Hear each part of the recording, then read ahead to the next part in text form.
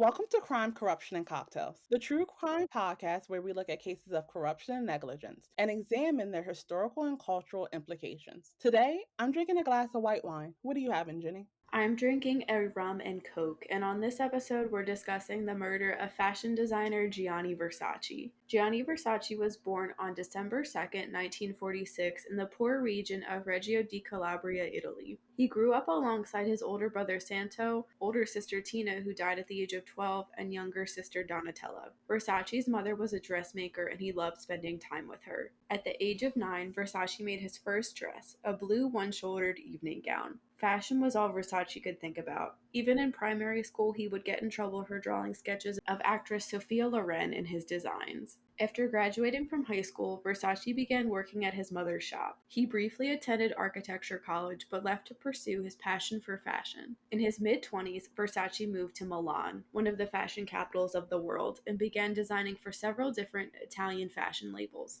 Despite his work, many older designers from northern Italy did not like the young southern Italian man with his generous and cheerful demeanor. Versace had something to prove to himself and threw himself into his work. He launched his own ready-to-wear collection for women in 1978, and Santo and Donatella worked alongside him. Versace's first boutique opened that same year. Versace's clothing quickly gained international interest and acclaim. His designs were known for their bold colors, sexy cuts, unusual materials, and innovative ways of cutting materials. The head of Medusa was also a recurring image on many of his clothing items and accessories. Though some accused his designs of being quote-unquote vulgar and cartoonish, his target audience couldn't get enough of them. His clothing celebrated the female body, and he seemed to know exactly what women wanted in their clothing and how to make them feel desired. Some of his designs were even displayed at museums around the world. His fashion career and personal life were flourishing when in 1982, Versace met his longtime partner, model Antonio D'Amico, who would later design the Versace sport line. In 1989, Versace launched his first couture line, Atelier Versace, and then added 2 more clothing lines to his fashion house. He was credited for creating the supermodel craze of the 1990s and working with models like Naomi Campbell and Claudia Schiffer. Versace was also popular amongst celebrities who regularly wore his designs on the red carpet or while performing, which easily helped to market his clothing. Some of his close friends included Elton John, Princess Diana, John Bon Jovi, and Madonna.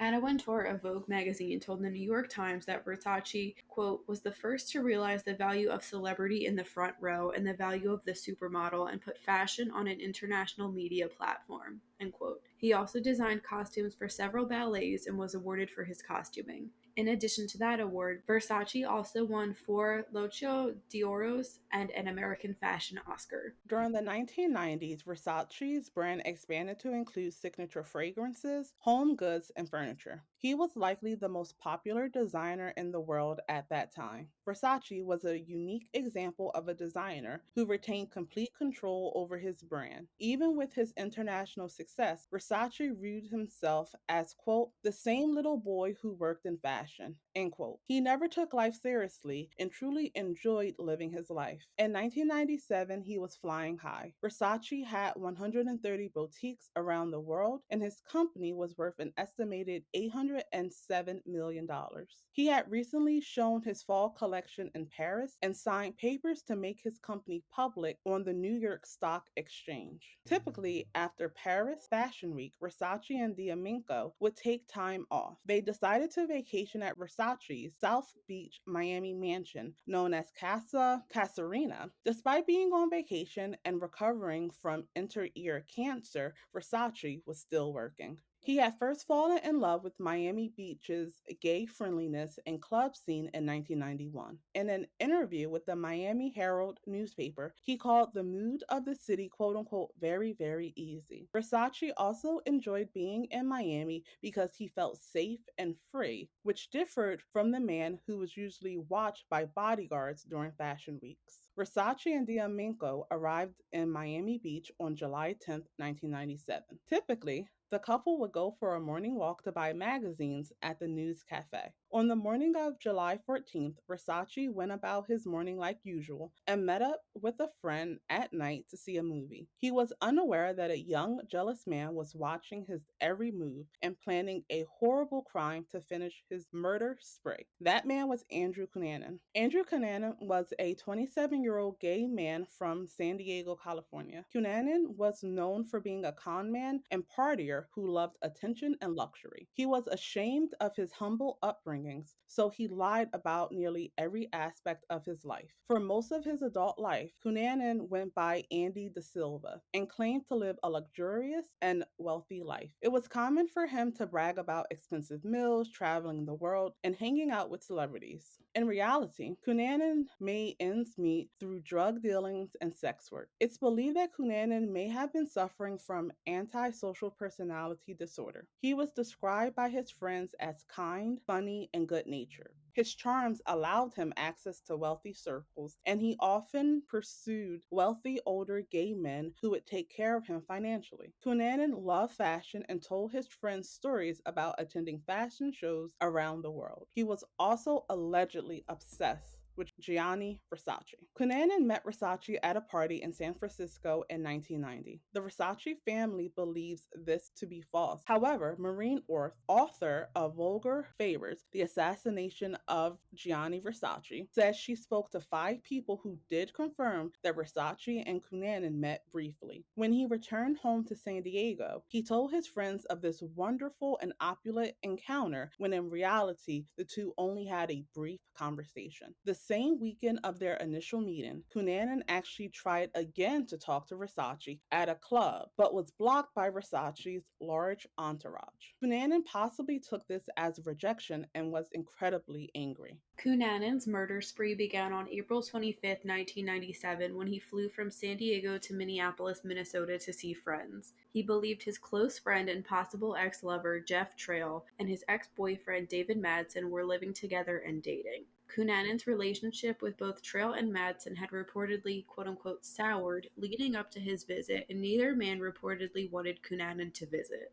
Cunanan confronted the men who denied his accusations. He became so enraged that he beat Trail to death with a hammer. He left Trail's body and took off with Madsen. They were only on the run for 2 days when Cunanan shot and killed Madsen. Cunanan then traveled to Chicago, where he tortured and killed 72-year-old real estate mogul Lee Miglin and stole his car. According to Vanity Fair, quote, Miglin's hands and feet were bound and his body was partially wrapped in plastic, brown paper, and tape. His face was taped except for 2 air holes at the nostrils. His ribs had been broken and he had 4 stab wounds in his chest. His throat had been cut open with a garden bow saw, end quote. It's unclear if Miglin had any type of relationship with Cunanan, but some believe that Miglin may have been a client of Cunanan's. From Chicago, he traveled to Pennsville, New Jersey, and shot a cemetery caretaker, William Reese, before stealing his pickup truck. In a matter of 12 days, Cunanan had murdered 4 people and was named as one of America's 10 most wanted criminals. The FBI described him as quote-unquote highly intelligent and dangerous, and shared that Cunanan was easily able to change his appearance. While on the run, he switched out the pickup's original license plates for a stolen plate. Cunanan had left a trail of clues and evidence behind. They knew Cunanan was a murderer and that he was possibly headed to Florida next. On May 12th, Cunanan checked himself into the Normandy Plaza Hotel under an alias and stayed there until July 12th. The Versace mansion was about 4 miles away from Cunanan's hotel. While in Miami Beach, he pawned a gold coin he had stolen from Lee Miglin and actually signed paperwork with his own name, thumbprint, and address at the Normandy Plaza Hotel. The shopkeeper was required by Florida law to turn in his sales paperwork to law enforcement. Because there had been no reports of a gold coin stolen, police missed their opportunity to arrest Cunanan. The area of South Beach was also known to be transient, which helped Cunanan lay low. Cunanan regularly visited gay clubs in South Beach, thinking police would never venture into the gay club scene to look for him. According to author Maureen Orth, when Cunanan was asked by a man he was dancing with at a club what he did for a living, Cunanan responded with, quote,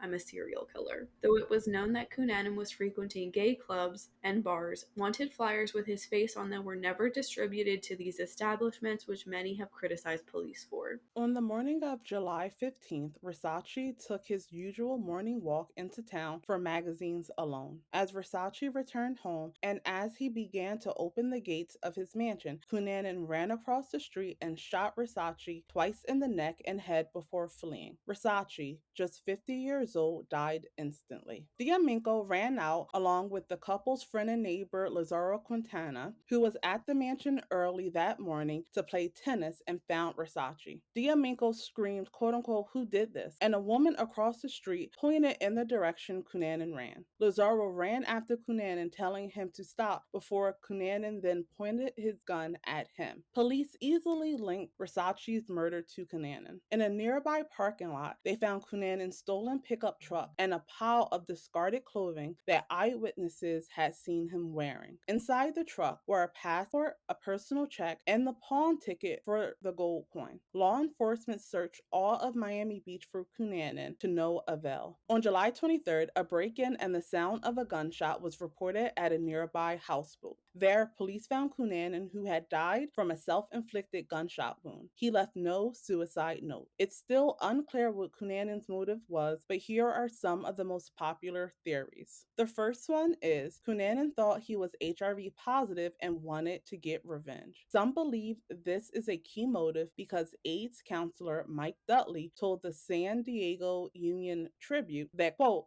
Cunanan expressed fear that he might be infected with the virus that caused AIDS and vowed revenge on whoever might have transmitted it to him, end quote. An autopsy later revealed Cunanan was not HIV positive. The second theory is that his personal relationships were falling apart. Cunanan thought of Matson as the love of his life, but Matson wanted nothing to do with him. Cunanan's roommate said that he was utterly heartbroken about this. Again, Cunanan's relationship with Trell was also rocky. Matson didn't want to be around Cunanan, who he thought was tied to the international drug trade and other seedy activities. Cunanan may have felt these important relationships were ending and contributed to his motive. Next is the idea that Andrew Cunanan was broke, desperate, and angry. According to Vanity Fair, Norman Blackford, a wealthy retiree, had been bankrolling Cunanan's spending spree for a time, but Blackford cut off Cunanan in September 1996. The New York Times reported in 1997 that Cunanan often complained he was broke before he left California for Minneapolis. According to the owner of his local hangout, quote, Andrew had gotten rid of his car. He was living in a dumpy apartment. All the pretenses were gone. He couldn't be the top dog anymore. He couldn't be the center of attention. End quote. Jeff Trail's sister claimed Minneapolis police officers told her family that they were investigating a theory that Cunanan was scheming to take advantage of older gay men and that Trail had spread warnings about such connivance, which angered Cunanan.